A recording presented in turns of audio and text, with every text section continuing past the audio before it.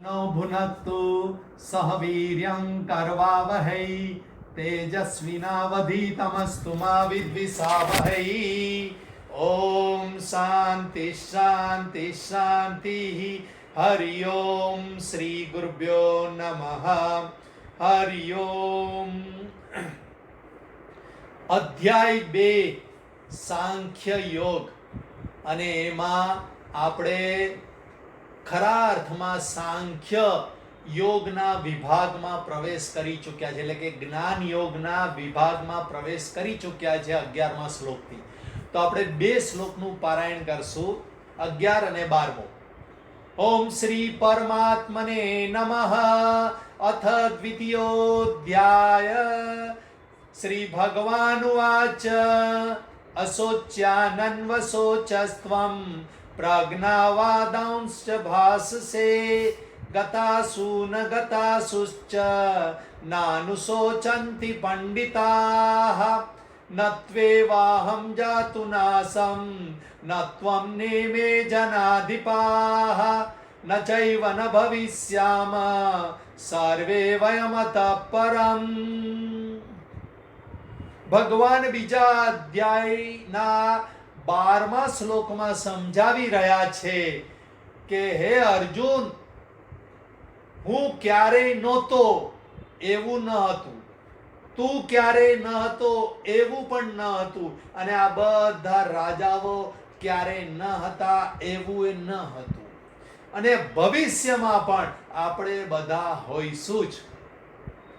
હવે આ છે આત્મજ્ઞાન. આમ સહજતાથી તમને સાદી વાણી સમજાય, પરંતુ આ આત્મજ્ઞાનનો ઉપદેશ છે એ સહજતાથી સમજાય નહીં. સંત મહાત્માઓએ, શંકરાચાર્યજી અને બીજા આપણા ગુજરાતી સંત સંન્યાસીઓએ ટીકા ન લખી હોય તો આમાં કંઈ નવું ન સમજાય. અને આવું શું બોલે છે, આપણે પહેલા હતા, અત્યારે છે ને ભવિષ્યમાં પણ રહેવાના છે, આવું શક્ય કેવી રીતે છે? સામાન્ય બધા સાંભળતા હોય તો આ ગળે ન ઉતરે. અને એક વસ્તુ સમજો કે અત્યારે જે થોડાક શ્લોક સુધી તમે બધા ધ્યાનસ્થ અવસ્થામાં એક આસન બેસીને સાંભળશો તો જ ઉતરશે. આત્મજ્ઞાન એમને ઉતરે નહીં, અને એમાં લોકડાઉનમાં તો બિલકુલ ન ઉતરે. જાણે કે તમે મારી સામે બેઠા છો, કોઈ પણ મનમાં વિચાર ન કરી, કોઈનું પણ ડિસ્ટર્બન્સને અલાઉડ નહીં કરી, અને એક સરખું સાંભળશો તો જ આવી અટપટી વાણી ભગવાનની જે સંન્યાસીઓએ કીધેલી છે એ સમજાશે, અને સીધો ઉપદેશ છે. માટે એક સરખું ધ્યાન હોવું અને સમયસર હાજર થવું આ બહુ મહત્વનું છે. નહીતર ગળે ગળે એક જ હું શરીર નથી, શરીર નથી, શરીર નથી, આ શું બોલે છે, ગળે ગળે ગોળ ગોળ ગોળ ફરીને એકનું એક આવવાનું. પરંતુ ભગવાન જે રહસ્ય ઊંડાણપૂર્વક કહી રહ્યા છે એને સમજવાની કોશિશ કરવાની છે. આપણે ગઈકાલે આમાં વિચાર થોડો કર્યો કે આવું બોલવા પાછળનો ભગવાનનો ભાવ છે કે આત્મતત્વના દ્રષ્ટિકોણથી ભગવાન પણ કાયમ છે, અર્જુન પણ કાયમ છે, યુદ્ધના મેદાનમાં લેલા રાજા મહારાજાઓ સૈનિકો પણ કાયમ છે, ને તમે ને હું પણ કાયમ છીએ. આત્મ તત્વના દ્રષ્ટિકોણથી, માટીના દ્રષ્ટિકોણથી, ગળાની પહેલા પણ માટી હતી, ગળો છે ત્યારે પણ માટી છે, અને ગળો તૂટી જશે ત્યારે પણ માટી તો રહેવાની છે. એટલે કે ને, માટી ક્યારેય ન હતી એવું નથી, માટી પહેલા પણ હતી અને ભવિષ્યમાં પણ રહેવાની છે. આ ઉદાહરણ સમજાય જશે. આ બહુ પોપ્યુલર ઉદાહરણ છે, છાંદોગ્ય ઉપનિષદનું ઉદાહરણ છે, અને સહજતાથી સમજાય એવું ઉદાહરણ છે. એટલે માટીના દ્રષ્ટિકોણથી કાયમ રહેવાવાળી છે, નિત્ય છે, માટી નિત્ય છે. પણ ઘડાના દ્રષ્ટિકોણથી એક સમયે ઘડો જન્મ્યો છે અને એક સમયે ઘડાનો નાશ થવાનો છે. એવી રીતે શરીરના દ્રષ્ટિકોણથી તમે ને હું અત્યારે દેખાઈ રહ્યા છે, અમુક વર્ષો પછી નાશ થવાના છે. જો શરીર સાથે ચીટકી રહેશું તો જન્મ અને મૃત્યુનું દુઃખ રહેવાનું. એવી રીતે ઘડા સાથે ચીટક્યા છે એને દુઃખ રહેવાનું. કુંભારને કોઈ દુઃખ ન હોય, ઘડો તૂટી જાય કે ફૂટી જાય કે બને કે કંઈ ન ફરક પડે. તૂટી ગયો તો પાછો લોંદો બનાવીને ફરીથી નવો ઘડો બનાવીશ, એનું કોઈ નુકસાન નથી. કારણ એ જ્ઞાની છે કે ઘડો તૂટી ગયો તો એ મારું કંઈ નુકસાન નથી થતું, ફરીથી બનાવી દઈશ એને જ માટીમાંથી. બસ આપણે આવા જ્ઞાની બનવાનું છે, કુંભાર જેવા, કે આ શરીરને કોઈ પણ તકલીફ પડે, આપણને કોઈ તકલીફ પડતી નથી, એ વસ્તુ સમજાવવાના છે. ભગવાન આ ગીતાની અંદર કોઈક વાર કહેશે કે હું ઈશ્વર છું. ઈશ્વર સર્વભૂતાનામ હૃદયસેર્જુન તિષ્ઠતિ, અને હું ઈશ્વર છું ને તું જીવ છે, જીવભૂત સનાતન, આવું ઘણી બધી વાર કહેશે. કોઈક વાર ભગવાન પોતાને ભગવાનના દ્રષ્ટિકોણ કહેશે, અને તું ભક્ત છે મારો, ભક્તો સી મેં સખા ચેતી, એવી રીતે તું મારો ભક્ત છે અને હું ભગવાન છું. અને કોઈક વાર કહેશે કે હું કર્મફળદાતા છું, કર્માધ્યક્ષ છું. આવી રીતે અલગ અલગ ઉપદેશ અહીંયા કેમ જણાવે છે, શું સમજવું? તો ત્યારે અહીંયા ઘડી જીવ સાથે એકતા સમજાવે છે કે તું હું રાજાઓ બધા એક છીએ, પહેલા પણ હતા, અત્યારે પણ છે ને ભવિષ્યમાં પણ રહેવાના. એટલે એક આત્મતત્વના દ્રષ્ટિકોણથી એક જ છીએ, કોઈ અલગ છીએ નહીં. તો આવું અલગ અલગ દ્રષ્ટિકોણ કેમ કહે છે? તો અહીંયા ઘડી સાંખ્ય શાસ્ત્રનો વિષય ચાલી રહ્યો છે, એટલે કે જ્ઞાન યોગનો વિષય ચાલી રહ્યો છે. એટલે તત્વનો સીધો ઉપદેશ કરી રહ્યા છે ભગવાન, અને માટે તાત્વિક દ્રષ્ટિકોણથી નિત્ય તત્વ તો એક જ છે એવું અહીંયા ભગવાન જણાવે છે. જે કાયમ રહેવાવાળું તત્વ તો એક જ છે. જો કોઈ પુનર્જન્મમાં ન માનતા હોય તો શું તર્ક આપવાનું?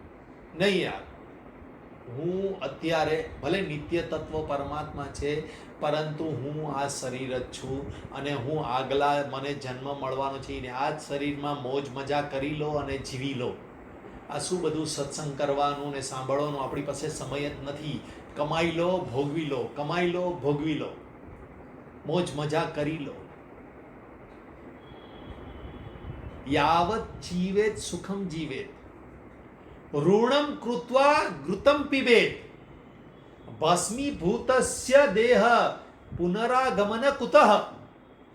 આવું ચાર્વાક દર્શનની અંદર સ્લોગન છે. જ્યાં સુધી જીવો ત્યાં સુધી સંસારના સુખ ભોગવીને જીવો.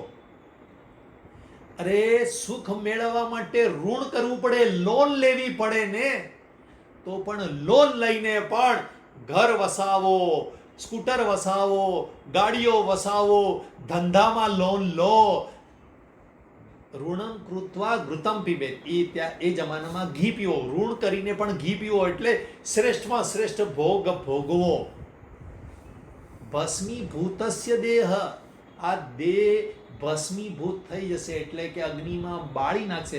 પછી પુનરાગમન કુતઃ, આ નિકુંજ નામનો દેહ બળી ગયો પછી નિકુંજનો જન્મ છે? નિકુંજ તરીકેનો જન્મ છે? નથી. આવા તર્કો એ આપણને રાખે, માટે કોઈ પુનર્જન્મ નથી. આ બધા પુણ્ય કરવાનું, સેવા કરવાનું, સત્સંગ કરવાનું મૂકી દો. ખાલી પેલી ટાઈમપાસ સુકરવા કરો છો. કેટલું માનસિક ત્રાસ, ગીતા સુકરવા શીખવાની કેટલો બધો સમય આપ્યો તમે. એની કરતાં 2 ઘડી મારી સાથે આ હર્યા ફર્યા હોત, ફરવા ગયા હોત, ટીવી જોયું હોત તો એ આનંદ આવી જાત. ઘણાને પ્રશ્ન હોય, અરે ટીવી જોઈએ તો સુખ મળે તો શું કરવું? ટીવી જોવાનું. એટલે આનંદ કરો એવું ઘણા બધા તમને કહેશે. આ બધું કેટલો ત્રાસ પડે, ગોખવાનું, સમજવાનું, પાછા વર્ગોમાં હાજર રહેવાનું. આવું કંઈ કામ આવવાનું નથી ભવિષ્યમાં. આ કોઈ ગીતા તારું દુઃખ દૂર કરવાની નથી, કે ગીતા તારો પુનર્જન્મ બચાવવાના નથી. આવા બધા તર્ક કરે, કારણ શું? પુનર્જન્મ જ નથી. એવો તર્ક કરે ને ત્યારે એને સમજાવવું પડે. તમારા ઘરમાં જ હશે, કોઈ સત્સંગની જરૂર નથી. હું સારો જ છું, હું ધન કમાઉં છું, ભોગ ભોગવું છું, ઘર ચલાવું છું, બસ સારો જ છું. અરે એ તો કૂતરા બિલાડા પણ કરે છે. એના દીકરા ગલુડિયાઓને પેદા કરે અને એને થોડો સમય સુધી એને સાચવે ને જ્યારે પોતાની મેળે છૂટથી હરવા ફરવા લાગે તો છોડી દે. એ તો ગલુડિયા, કૂતરા, બિલાડા, ગાય બધા કરે છે. તો મનુષ્યમાં અને પશુમાં, પક્ષીઓમાં ફરક શું? પણ સમજાયું જ નથી, કારણ આપણી પાસે જવાબ જ નથી હોતો, તો એને શું સમજાવી શકવાના? અને માટે જ પુનર્જન્મ જે માનતા નથી, અને એવા જ લોકો પુણ્ય કર્મ કોઈ દિવસ ના કરે. ગમે તે ભોગે ધન જોઈએ, પાપના રસ્તે, ખોટા રસ્તે, બનાવટના રસ્તે, કોઈ પણ રસ્તે, શરીરના નુકસાનના રસ્તે પણ ધન મેળવવાનું. રાતના જાગીને પણ ધન મેળવવાનું, સવારથી ઉઠીને એ જ દોડાદોડી તે રાત સુધી. કોના માટે? હું તમને સ્પષ્ટ કહી દઉં, અહીંયા બેઠેલા છે એને પણ કહી દઉં. 50 વર્ષ પછી તમે કે હું જે ધન કમાઈએ છે ને, એ તમારા કે મારા ઉપયોગમાં આવવાનું જ નથી. 50 વર્ષ પછી તમારું ને મારું શરીર એવું ચાલવાનું નથી કે ખૂબ મોજશોખ કરી લઈએ, ખૂબ ખાઈ લઈએ, ખૂબ હરીફરી લઈએ. આવું શરીર સક્ષમ રહેવાનું નથી. તો નવો જે પૈસો કમાવાના છે, અને સાદું જીવન જીવવાના, 50-55 વર્ષે એટલે સાદું જીવન જીવવાનું ચાલુ થઈ જાય. રોજ દિવસમાં એકાદ વાર ખીચડી કે સાદું ભોજન, કે ભાઈ મારા માટે અલગથી સાદું બનાવજો, આવું બધાનું કહેવાનું હશે જ અહીંયા બેઠેલા. કદાચ શરીર તંદુરસ્ત હોય તો 55 વર્ષની ઉંમરે.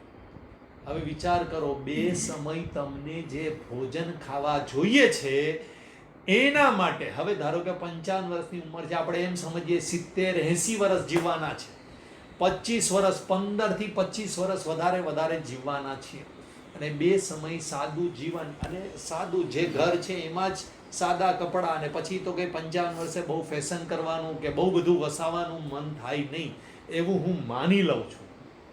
જેને સંસારની પરીક્ષા કરેલી હોય ને એના માટેની આ વાત છે. થોડી ઘણી પણ પરીક્ષા કરી હોય ને એને તો એની માનસિકતા તો આ થઈ જાય ને, એ જ લોકો આ સત્સંગમાં આવી શકે. કે માનસિકતા થોડી થઈ ગઈ, હવે બધું છોડો, થોડો સત્સંગ કરીએ, બધું છોડો, હવે થોડુંક ગીતા ભણીએ, બધું છોડો, કંઈક મગજમાં ઇમ્પ્રૂવ થવાની કોશિશ કરીએ, પરમાત્મા તરફ ચાલીએ. એને જ આ જગતની પરીક્ષા થઈ ચૂકી હોય, અને એ જ મારી સામે બેઠા. તો હવે એ જ વ્યક્તિને સમજાવવાનું કે નવા જે પૈસા તમે કમાઓ છો, તમે જે ભેગા કર્યા, તમારા પતિ, અહીંયા બહેનો બેઠા હોય તો પતિએ ભેગા કર્યા હોય તો તમારા કામમાં આવવાના નથી. તમે ભલે બેંકમાં, એફડીમાં, શેર્સમાં, એસ્ટેટમાં રાખ્યા હોય, તમારા કામમાં આવવાના જ નથી. આ વસ્તુ 3 થી 4 વાર બોલી ચૂક્યો. આ તમારા પૂર્વજોને જોજો તો તમને, હું બોલું છું એના પર વિશ્વાસ ના આવતો હોય તો તમારા અનુભવથી તમે જોજો. તો પછી શેના માટે આટલી હડિયાપાટું? શા માટે દોડાદોડી? તમે અહીંયા બહેનો બેઠા છે, એના પતિદેવને, ભાઈ તમે વાપરી શકવાના છો પૈસો. 55 વર્ષ થયા હોય, હું તો 50 વર્ષ જ કહું, 50 વર્ષ પછી જે પૈસો ભેગો થાય ને એ તમારા છોકરા છોકરીઓ 20-25 વર્ષના થયા હોય એના મોજશોખ માટે જ હોય. તમે જોયું હશે, તમારા દીકરા દીકરીઓ 31st રાત, આખી રાત જાગે, પણ તમે કહો ના ભાઈ મારું કામ નહીં. દાંડિયા રસમાં 10 દિવસ 12 વાગ્યા સુધી જાય, આપણું કામ નહીં. બધાના અહીંયાના આવા અનુભવ હશે. નહીં તમે રમો, પૈસા લે બેટા, 500 રૂપિયા લઈ જા, 1000 રૂપિયા લઈ જા. 20-25 વર્ષના છોકરા થઈ ગયા હોય પછી તમે થોડાક ઠરેલ બની જાઓ છો. હવે જે પૈસો આવી રહ્યો છે તમારા પતિ દ્વારા, કે અહીંયા ભાઈઓ બેઠાયેલા હોય એના દ્વારા, એ પૈસો તમારા દીકરા દીકરીઓ માટે છે, એના લગ્ન માટે કે એના મોજશોખ માટે જ છે. અને એ પણ 5 થી 7 વર્ષ, 20-22, વધારે 25 વર્ષનો છોકરો થાય એટલે પોતાનું કમાવાનું ચાલુ કરી દે. હવે પોતાનું કમાતો હોય તો એ મા બાપ પાસે હાથ પણ લાંબો ન કરે. તો તમે જસ્ટ વિચાર કરો કે 5-7 વર્ષ જ તમારા દીકરાને મોજશોખ માટે જરૂર હોય છે, વચ્ચેનો જે પીરિયડ છે. અને એના માટે થઈને આપણે કેટલા બધા પાપ કર્મ કરતા હોઈએ છીએ અજાણતા. સાવધાની થઈ જજો, પાપ કર્મ નહીં કરો. બસ એકદમ સ્પષ્ટ, કોઈ ખોટું નહીં બોલું. કામ ધંધામાં કોઈ બહેનો પણ ભેગા થયા હોય પૈસા તોય ખોટું ન બોલે, મારી પાસે તો કંઈ નથી, બહુ તકલીફ છે, આમ છે તેમ છે. બધું ભગવાન સાંભળે છે કે આને બધું સારું આપ્યું છે તો એ તકલીફમાં રડે રાખે છે. એટલે બહેનો હોય કે ભાઈઓ હોય, આ ધ્યાન રાખજો કે તમે કરેલા કર્મનું ફળ મળવાનું પુનર્જન્મમાં ન માનો તો એ પુનર્જન્મ છે એની હું સાબિતી આપવાનો છું. માટે તમે ધારો કે પુનર્જન્મમાં ન માનતા હોય તોય તમે જે પૈસો કમાવો છો એ તો સંગ્રહ થવાનો અને પાછળ છોડીને જવાના. તમારા પૂર્વજો ઘર છોડીને ગયા છે, થોડી ઘણી સંપત્તિ છોડીને ગઈ, તમે થોડી વધારે છોડીને જશો, બીજું કંઈ નથી થવાનું. તો શા માટે એના માટે આટલા પાપ કર્મ, ખોટું બનાવટ, શરીરને બગાડવું વગેરે વગેરે કેમ કરવાનું? રોજ શાંતિ. તમે ઘરમાં ખાલી હવે આત્મનિરીક્ષણ કરજો, રોજ કંઈક ને કંઈક મગજમારી હોય ધંધાની, તો એનામાંથી બહાર આવી જજો. અને પુનર્જન્મ છે એની પહેલી સાબિતી છે કે આ જન્મ આપણને મળ્યો છે એ આપણા પૂર્વ કર્મનું ફળ છે. કેવી રીતે? તો ધારો કે જન્મતાની સાથે જ કોઈક બાળક કરોડપતિ હોય, કરોડપતિને ત્યાં જન્મે એટલે એ બાળક કરોડપતિ બની ગયો સીધે સીધો. કોઈક જન્મતાની સાથે લંગડો જન્મે, કોઈક જન્મતાની સાથે ડિફેક્ટિવ જન્મે. હવે આ એણે એવું શું કર્યું? શું એનો એક્સિડન્ટ થઈ ગયો તે લંગડો થઈ ગયો? કે એની ડિફેક્ટ એટલે શું કે એને પેટમાં કંઈ ખાધું તે એને ડિફેક્ટ અંદર ડિસીઝ થઈને જન્મ્યો? કે એને કરોડપતિ અચાનક બે દીકરાઓ એક જ સમયે એક જ હોસ્પિટલમાં જન્મે, પરંતુ એક કરોડપતિ હોય ને એક હોય માંડ એનું ઘર ચાલતું હોય. તો આવો ફરક કેમ છે? આ પુનર્જન્મમાં નથી માનતા અને ખાઓ પીઓ ને મજા કરે છે. તમારા સભ્યો, ઘરના સભ્યો કે બીજા બધા મિત્ર વર્તુળ કે સગાવાલાઓ એને આ વસ્તુ સમજાવજો કે તમને જ કેમ સારી પત્ની મળી ને તમને જ કેમ સારો પતિ મળ્યો. તમે તમારી બેનપણીઓને તમે જોજો, તમારી સાથે નિશાળમાં ભણતા લોકોને જોજો કે કેમ એ દુઃખી છે. એના કર્મનું ફળ છે, આ પૂર્વે કરેલા કર્મનું ફળ છે. એટલે જ દરેકને શરીર જુદા જુદા મળે છે. અરે હું તો કંઈ ખાતો નથી તોય યાર તકલીફ રહે છે યાર. આ કોરોના કોને થયો? શું તમે બધાએ સાવધાની રાખેલી એટલે તમને કોરોના નહીં થયો? એકદમ ખોટી વાત. મેં તો બિલકુલ સાવધાની નહોતી રાખી અને છતાંય ભગવાને મને સંભાળ્યો છે. મેં આ ઘણી વાર કીધેલી જ વાત. મારા ઘરે આવતા હતા, જૂન મહિનાથી જ બધા આવતા હતા. કંઈ નહીં, ભગવાન પર મને વિશ્વાસ છે. આપણે બધા ગીતામાં આટલા બધા લોકો ભેગા થયા, ભગવાન પર વિશ્વાસ છે. ભગવાન જ સંભાળે જ. કોઈને અચાનક કોરોના થઈ ગયો, ખબર નહીં કેવી રીતે થઈ ગયો. કોઈને ખબર પડી છે કેમ થયો કોરોના? નહીં. પણ હવે ખબર પડી કેમ કોરોના થયો. આપણા પૂર્વ કરેલા કર્મનું ફળ. કાં તો આ જન્મે કરેલા કર્મનું ફળ પણ મળે, ભૂતકાળમાં કરેલા કર્મનું ફળ. માટે ભવિષ્યમાં આવા કોઈ કર્મનું ફળ ન જોઈતું હોય તો સાવધાન થઈ જજો. પુનર્જન્મમાં પણ આવો કોઈ ફળ ન જોઈતું. કારણ આ જન્મે તો કદાચ આપણને સારું છે અને તમે કોઈ પ્રયત્ન નથી કર્યો. ઘણા બહેનોનું તો ખાસ છે, કોઈ એવો ખાસ પ્રયત્ન ન હોય ને એવા પતિ સાથે લગ્ન થઈ જાય કે હા જિંદગીભર એને ધન ભોગ સ્વજનોનું બધું સુખ હોય અને એવા ઘરમાં પરણી જાય કે પિયરમાં બહુ સુખી હતી, ગર્ભ શ્રીમંત હતી અને અચાનક પરણીને એ મગજમારીની જિંદગી. આવું કેમ બન્યું? પૂર્વે કરેલા કર્મનું ફળ. તમે એવું કંઈ ઈચ્છ્યું નહોતું કે મને લગ્ન પછી દુઃખ પડે. ના, બધાએ જ એવું ઈચ્છીને જ લગ્ન કર્યા હોય કે સુખ જ સુખ મળે. પરંતુ પૂર્વે કરેલા કર્મનું ફળ એટલા માટે પુનર્જન્મ છે કે હવે આવતો જન્મ પણ જેવી રીતે આ જન્મે પહેલાના જન્મનું ફળ મળે તો આ જન્મનું કર્મનું ફળ આવતા જન્મે મળે. એટલે કર્મના ફળ તો દરેકે ભોગવવા જ પડે છે. માનો કે ન માનો, આગની અંદર હાથ નાખો. માનો કે હું નથી માનતો આગને, નાખ હાથ. એવી તો હું પુનર્જન્મ નથી માનતો, મર. આપણે એવું જ કહેવું પડે, બીજું શું કહી શકે? કે હું આવતો જન્મ કંઈ નથી, મજા કરી લો. આવા લોકોને હાથ જોડીને નમસ્કાર કરવા પડે, સમજાવ્યા પછી પણ ન સમજે તો. અને આ જ વસ્તુ આ શ્લોકની અંદર એ રીતે સમજાવે છે કે શરીરથી હું જુદો છું. શરીર રૂપે ભગવાન એટલે કે કનૈયો પણ કાયમ નથી રહેવાનો, અર્જુન પણ કાયમ નથી રહેવાનો, રાજાઓ પણ કાયમ નથી રહેવાનો. શરીર તો પ્રતિક્ષણ બદલાઈ રહ્યું છે. 6 વિકારો છે: અસ્તિ, જાયતે, વર્ધતે, વિપરિણમતે, અપક્ષીયતે અને વિનશ્યતિ. આ 6 વિકારો વાળું શરીર છે. ગમે તેટલું તમે સાચવો તો એ બદલાતું રહેવાનું છે. તમારો ને મારો અનુભવ છે. નાના હતા ઓટોમેટિકલી મોટા થયા, કોઈ ખેંચ્યા નથી આપણને. વિકાર. જાયતે, અસ્થિ. અસ્થિ એટલે પેટમાં હોય ત્યારથી વિકાર ચાલુ થઈ જાય છે. આપણે પેટમાં હોઈએ ધીરે ધીરે મોટા થતા જઈએ. પછી જાયતે, અચાનક જન્મીને ફડાક કરીને મોટા થઈ જઈએ. વર્ધતે, વધતા રહીએ, વધતા રહીએ, અમુક ઉંમર સુધી વધતા રહીએ. અને પછી વિપરિણમતે, 40 અંદાજથી 40 વર્ષની ઉંમર પછી હવે આપણું હાઈટ ન વધે, વજન ન વધે, કંઈ ન વધે, એક સરખા જ રહીએ.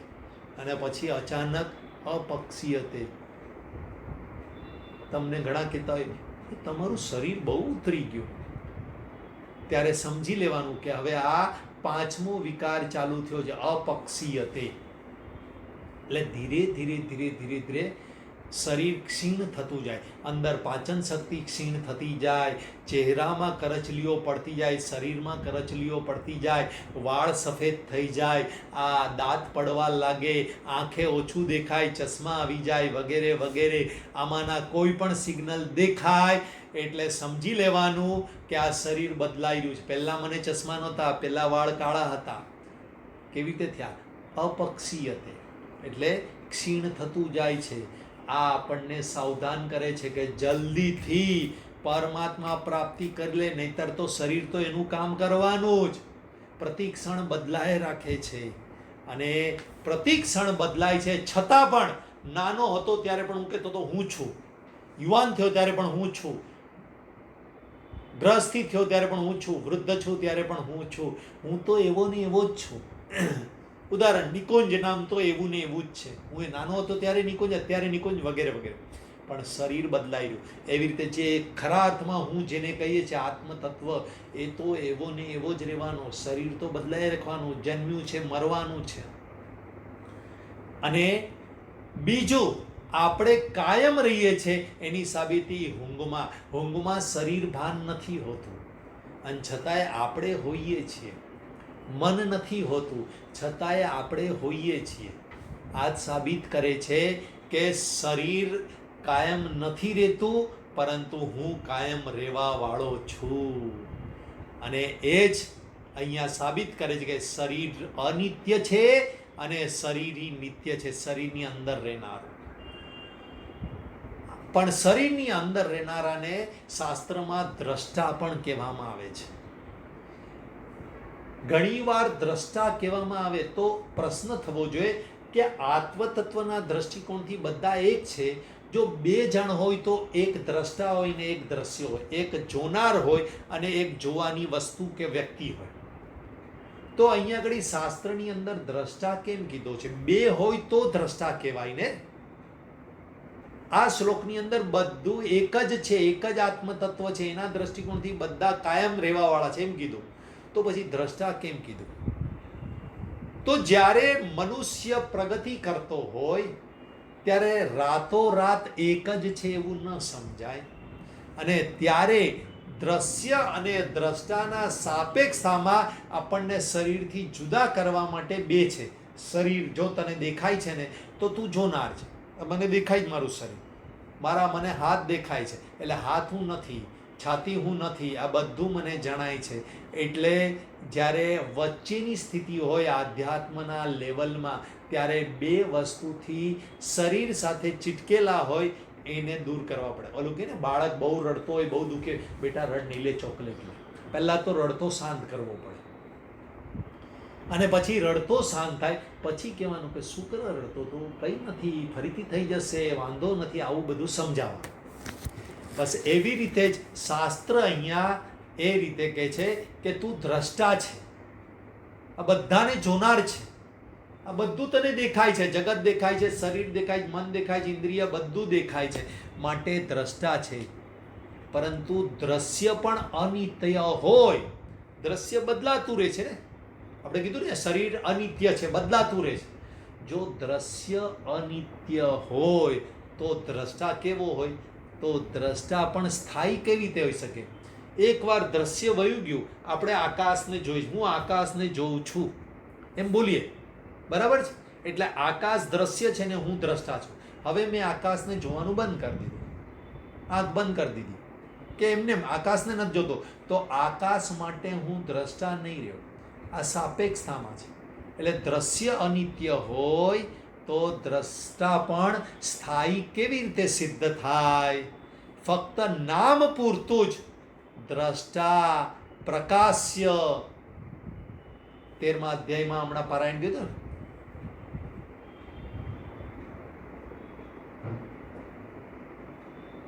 પ્રકાશ્ય યત એક કૃષ્ણમ લોકમિમં રવિ ક્ષેત્રમ ક્ષેત્રી તથા કૃષ્ણમ પ્રકાશયતિ ભારત.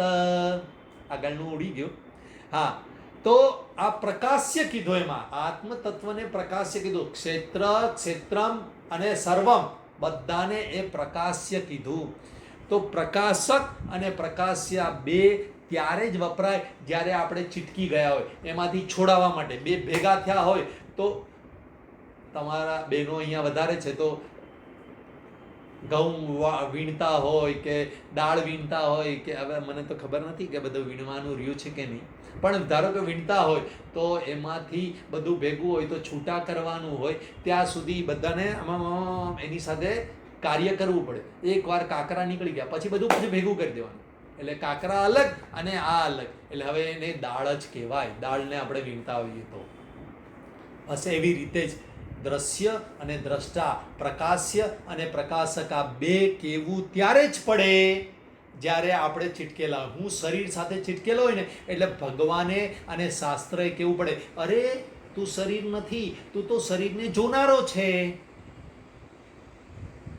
ઇદમ શરીરમ કૌંતેય ક્ષેત્રમિત્યભિધીયતે એતદ યો વેત્તિ તમ પ્રાહુઃ ક્ષેત્રજ્ઞ ઇતિ તદ્વિદઃ. એને જોનારો ક્ષેત્રજ્ઞ છે, શરીર તો ક્ષેત્ર છે. ખબર નહીં બેન, 13મો અધ્યાય બોલ્યા એટલે હવે 13મો અધ્યાયનું અંદર આખું ભાષાંતર ને એની સમજ બહાર આવે છે. બહુ સુંદર. અને ભગવાન ખુશ થયા. 13મો અધ્યાય એટલો સુંદર બોલ્યા કે અત્યારે 13મા બીજા અધ્યાયમાં 13મા અધ્યાયનો કોટેશન્સ યાદ આવે. એટલે ક્ષેત્ર અને ક્ષેત્રજ્ઞ બે એટલા માટે કહેવા પડે, બાકી સત્તત્વના દ્રષ્ટિકોણથી બધું એક જ છે. અને આમ દ્રશ્ય નથી તો દ્રષ્ટા નથી. મારી સામે પુત્ર ન હોય તો હું પિતા નથી. મારી સામે સાધક હોય તો હું સાધક છું. મારી સામે પત્ની હોય તો હું પતિ છું. અમે બે નીકળતા હોય તો કે આ બે પતિ પત્ની છે, અને વર્ગ લેતો હોઉં તો કે આ સાધક છે. બધા સાધક હોય તેની સામે હું એ સાધક છું. એટલે એવી રીતે દ્રષ્ટા અને દ્રશ્ય પણ આ સમજાવવા માટે છે, બાકી બે નથી આ જગતમાં. શરીર અને શરીરી બે નથી. મેં તમને કીધું ને કે એક આસન પર બેસીને સાંભળશો તો જ સમજાશે આ વસ્તુ. ભૂત ભવિષ્ય ને વર્તમાન કાળ પણ નથી. ભૂત અને ભવિષ્ય દૂર જણાય છે. ભૂતકાળ ગયું અને ભવિષ્ય કાળ પણ ખબર નથી કેટલું દૂર છે, પરંતુ વર્તમાન કાળ પણ એટલો જ દૂર છે. ભૂત અને ભવિષ્ય સાથે આપણો સંબંધ નથી, એવી જ રીતે વર્તમાન કાળ સાથે પણ આપણો સંબંધ નથી. આ ત્રણેય કાળની અંતર્ગત છે, મારી અંદર નથી. મારા સ્વરૂપની અંદર ભૂત ભવિષ્ય અને વર્તમાન કોઈ નથી. બધા જ મારાથી દૂર છે. કાળમાં ખંડ છે, ભૂતકાળ, વર્તમાન અને ભવિષ્ય. મારી અંદર કોઈ ખંડ કે કોઈ ભાગ નથી. હું એક અદ્વિતીય બ્રહ્મ તત્વ છું, આત્મ તત્વ છું. માટે શરીરને પોતાનું સ્વરૂપ માનો છો ત્યાં સુધી તમને ભૂતકાળે છે, વર્તમાન કાળે છે ને ભવિષ્યકાળ છે, અને ત્રણેયના બધી ફરક પણ તમને ચીટકે છે. પણ જે દિવસે આ કાળાતીત થઈ જઈશું, કાળથી અતીત થઈ જશું, એ સમયે આપણે એક જ તત્વ રહીએ છીએ. આમ 12મો શ્લોક અહીંયા પૂરો થાય છે.